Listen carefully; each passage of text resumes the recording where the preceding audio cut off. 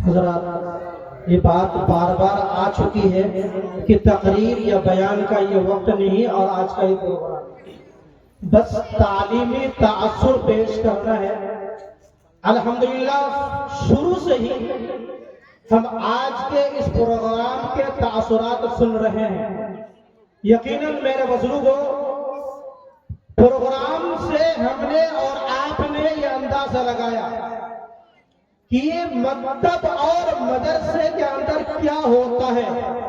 ان بچیوں نے نعت، تقریر، دعائیں، احادیث اور اللہ تبارک و تعالیٰ کے 99 ناموں کو حفظ یاد کر کے میرے اور آپ کے سامنے سنا کر یہ اعلان اور میسج دے دیا کہ لوگوں، جن مکاتب اور مدرسوں کو تم بے وقت سمجھتے ہو، یقیناً یہی وہ جگہ ہے جہاں سے انسان کے سینے کے اندر ایمان محفوظ رہ سکتا ہے۔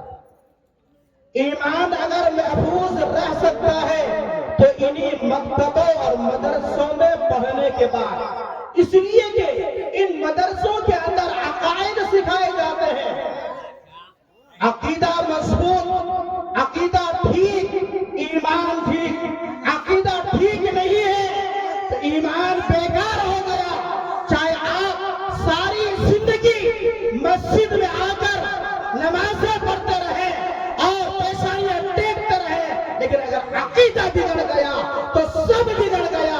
اس لیے کہ ایمان کو بگاڑنے کے لیے تمام عقائد کا بگڑنا ضروری نہیں، بلکہ جو عقائد ایمان کے بنیادی اور ضروری ہے، ان میں سے اگر ایک عقیدہ بھی بگڑ گیا تو ایمان سارا کا سارا بگڑ گیا۔ بزرگوں، افسوس کے ساتھ، حیرت کے ساتھ بار بار ہم سنتے ہیں علاقے کے اندر بدعقیدگی کس قدر بڑھتی چلی جا رہی ہے۔ گزشتہ چند دنوں پہلے ایک پروگرام ہوا بنیا بیٹا میں، جہاں تقریر کے دوران حضرت مولانا اطہر سعید صاحب نے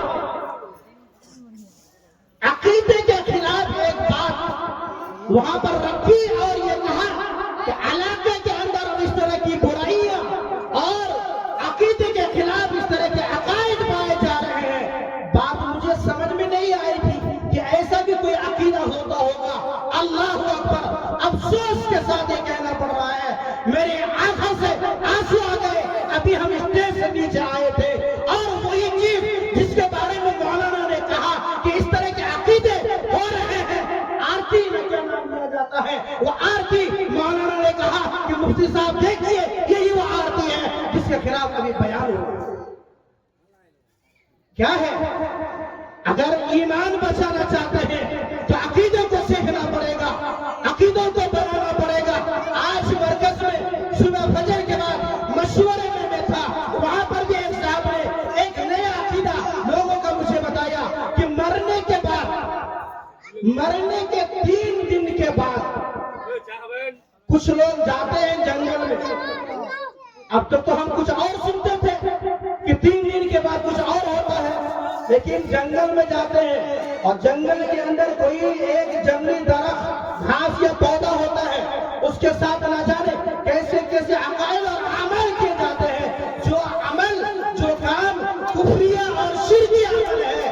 اب انسان نہ جاننے کی وجہ سے، نہ سمجھنے کی وجہ سے اس طرح کے عقائد کے اندر مبتلا ہو جاتا ہے اور اس طرح سے اپنے ایمان کو بگاڑتا چلا جاتا ہے۔ لیکن جب یہ بچے یہاں سے پڑھیں گے، ان کے عقیدے مضبوط ہوں گے۔ کیوں؟ اس لیے کہ جب بچہ پیدا ہوا تھا، دنیا کی کوئی اور آواز ان کو سنانے کی اجازت نہیں دی گئی۔ ہاں، اگر کوئی بات اس بچے کے کان میں پہنچانے کا پیغام ہے، حکم ہے، تو وہ ہے اللہ اکبر، اللہ اکبر۔ بچہ پیدا ہوا، ابھی کپڑے کا انتظام نہیں، کھانے پینے کا انتظام نہیں، ابھی دودھ کا انتظام نہیں، ابھی کچھ نہیں۔ ہاں، بچے کے بدن کے اندر جو غلائز ہیں، جو گندگیاں ہیں، ان گندگیوں کو صاف کرو اور سب سے پہلا کام شریعت نے یہ نہیں کہا کہ پہلے دودھ پلاؤ۔ ہاں، اگر دودھ پلانے کی ضرورت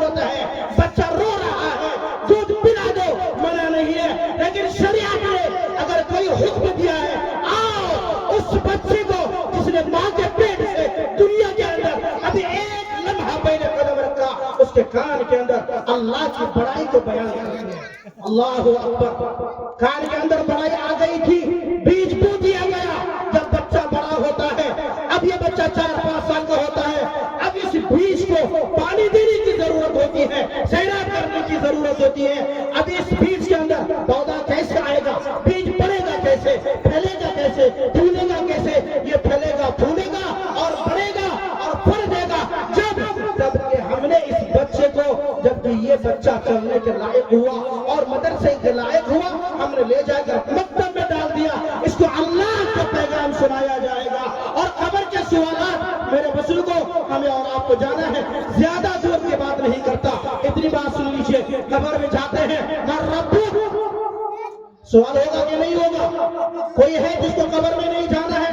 ارے ہر ایک کو جانا ہے، ہر ایک کو جانا ہے، مجھے بھی جانا ہے، آپ کو بھی جانا ہے، لیکن جانا ہی نہیں بلکہ ان سوالات کا ہمیں اور آپ کو سامنا کرنا ہے۔ سب سے پہلے اللہ کے بارے میں سوال ہوگا میرے بزرگوں، رب کے بارے میں سوال۔ اب رب کے بارے میں میرا عقیدہ ٹھیک تو میرا جواب ٹھیک ہوگا، اگر میرا عقیدہ غلط، چاہے مسلمان کے گھر میں پیدا ہوئے ہو، چاہے مسلمانوں کے معاشرے کے اندر پیدا ہوئے ہو، چاہے مسلمانوں کے ماحول میں رہتے ہو، لیکن سوال وہاں پر سوال ہو جائے گا، جواب نہیں بنے گا۔ اگر وہاں کا جواب درست کرنا ہے، آؤ اپنے بچوں کو مکتب کے اندر ڈالو اور ان کے عقیدے کو ٹھیک کرو۔ حضور پاک صلی اللہ علیہ وسلم کے بارے میں پوچھا جائے گا یا نہیں؟ پوچھا جائے گا کہ نہیں؟ اب کسی انسان نے ساری زندگی نبی کی سنت کے خلاف گزاری ہو، ان کو پتہ ہی نہیں سونا کیسے ہے، جاگنا کیسے ہے، کھانا کیسے کھانا ہے، کھانے میں میرے نبی کا طریقہ کیا تھا، انسان کو پتہ نہیں، نہ دعائیں پڑھی، نہ سنتوں کا اہتمام کیا۔ جس طرح اور جاندار دوسرے جانور اس طرح کھانا کھاتے ہیں، سو جاتے ہیں، اٹھ جاتے ہیں، بیٹھ جاتے ہیں، نہ بیٹھنے کا طریقہ، نہ سونے کا طریقہ، نہ کھانے کا طریقہ، نہ پینے کا طریقہ، نہ کھانے کی دعا، نہ پینے کی دعا، نہ سونے کی دعا، نہ جاگنے کی دعا، انہیں معلوم نہیں۔ ایسے آج ہمارے معاشرے کے اندر ایمان والا بچہ، ان کو سونے کی دعا یاد نہیں ہے، سونے کی سنت میں یاد نہیں ہے، تو وہ نبی کریم صلی اللہ علیہ وسلم کے بارے میں کیسے جواب دے گا؟ قبر میں سوال ہوگا میرے نبی کے بارے میں، اس سوال کا جواب کیسے ملے گا جب میری پوری زندگی نبی کے خلاف گزری ہے، سنتوں کے خلاف گزری ہے؟ ہاں، اگر قبر کے سوال کے اندر جواب میں کامیابی چاہتے ہیں تو آئے مکتب کے اندر حضور کی سنتوں کو سیکھیں، مدرسے میں حضور کی محبتوں کو، حضور کی سنتوں کو سیکھیں، دعا کو سیکھیں، حضور کی محبت پیدا ہوگی، قرآن کی عقیدت دل کے اندر پیدا ہوگی، قرآن کی عظمت دل کے اندر پیدا ہوگی، قرآن کا نور دل کے اندر بس جائے گا۔ جب یہ نور دل کے اندر بسے گا، قرآن کی عظمت دل میں بیٹھ جائے گی، حضور کی محبت دل کے اندر رس جائے گی، دیکھو دنیا کی کوئی بھی طاقت سینے سے ایمان کو چھین نہیں سکتی۔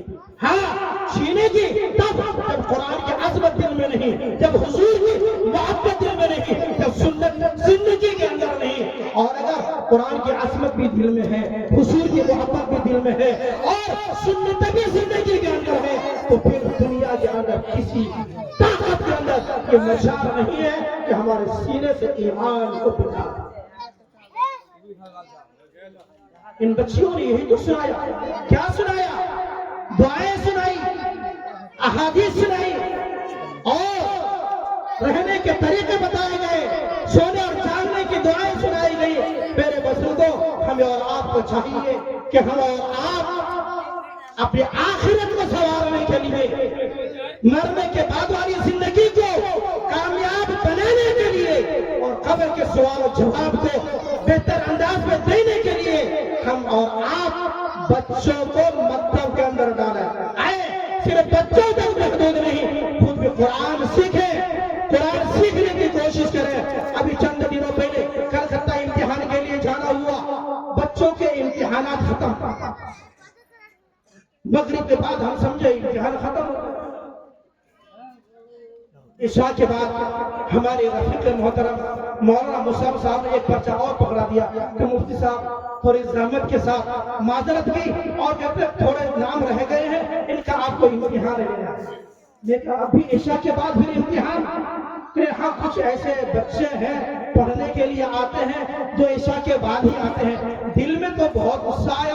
ارے بھائی ان کے پاس اتنا ٹائم نہیں ہے سب کچھ کرنے کے لیے ٹائم. لیکن جب میں درسگاہ پہنچا وہاں پر دیکھ رہا ہوں بچے نہیں ہے, بچیاں نہیں ہے, بلکہ جوان ادھیڑ ہونے والے ہیں, بڑے ہیں, بزرگ ہیں, وہ سب کے سب کوئی نورانی قاعدہ لیے ہوئے بیٹھے ہوئے ہیں, کوئی امنا پارا لیے بیٹھے ہوئے ہیں, کوئی قرآن کریم لیے بیٹھے ہوئے ہیں. تو سارے کے سارے بزرگ ایک طرف غصہ آ رہا تھا, وہاں پہنچتے ہی دل پاک پاک ہو گیا. اللہ اکبر, کیا جذبہ ہے لوگوں کے دلوں کے اندر قرآن سیکھنے کا. اللہ تبارک و تعالیٰ ایسا ہی جذبہ میرے اندر, آپ کے اندر, ہمارے معاشرے کے اندر, ہمارے ماحول کے اندر, ہمارے سماج کے اندر, ہمارے جوانوں کے اندر اور ہمارے بزرگوں کے اندر, ہمارے بوڑھوں کے اندر, ہمارے ادھیڑوں کے اندر یہ جذبہ اور حوصلہ پیدا کر دے کہ ہر ایک یہ کہے ہماری عمر اگرچہ بڑھ گئی ہے لیکن قرآن سیکھنے کے لیے کوئی آخری عمر نہیں ہے, بلکہ قبر کی گود تک قرآن سیکھا جا سکتا ہے. میرے بزرگوں, تعلیم کی اہمیت پر کہاں تک بات کی جائے, اگر بات کریں گے ایک ایک مقرر آپ ایک ایک رات دے دیجئے, ایک ایک رات گزر جائے گی لیکن تعلیم کی اہمیت ختم نہیں ہوگی. ہاں, جیسا کہ مولانا نے کہا کہ لوگ فخر کرتے ہیں یونیورسٹی اور کالجوں میں, ٹھیک سی بات ہے, جامعہ ملیہ سے فارغ, علی گڑھ یونیورسٹی سے فارغ, لیکن ایمان والوں اگر قرآن کی عظمت سینے کے اندر ہے, اگر نبی کی محبت دل کے اندر ہے, ذرا بتاؤ ایک کے پاس علی گڑھ یونیورسٹی کی ڈگری ہے اور جامعہ ملیہ کی ڈگری ہے, امریکہ کے بڑی بڑی یونیورسٹیوں کی ڈگری ان کے پاس ہے, اور دوسری طرف ہمارے گاؤں کے اندر ایک کمزور غریب نادار آدمی کا, ایک معصوم اور کمزور ذہن کا بچہ جن کے پاس قرآن کریم کی ڈگری ہے, میرا ایمان یہ کہتا ہے یہ ڈگری بڑی ہے, یہ ڈگری بڑی ہے جس کے پاس قرآن کی ڈگری ہے. اور وہ ساری ڈگریاں ایک ہے جہاں پر انجینئر, ڈاکٹر اور نہ جانے کیسی کیسی ڈگریاں موجود ہیں. میرا ایمان یہ کہتا ہے, میرا جذبہ یہ کہتا ہے کہ یہ جو قرآن والی ڈگری ہے سب سے اعلیٰ ڈگری ہے, اس لیے کہ میرا آقا نے فرمایا, میرے آقا کریم نے فرمایا, خیرکم من تعلم القرآن وعلمہ, تم میں سب سے بہتر انسان وہ ہے جو قرآن کریم کو پڑھے اور پڑھائے. اللہ تبارک و تعالیٰ مجھے اور آپ کو آخری دم تک قرآن کریم پڑھنے اور پڑھانے, قرآن کریم سیکھنے اور سکھانے کے توفیق عطا فرمائے. وآخر دعوانا ان الحمدللہ رب العالمین. اب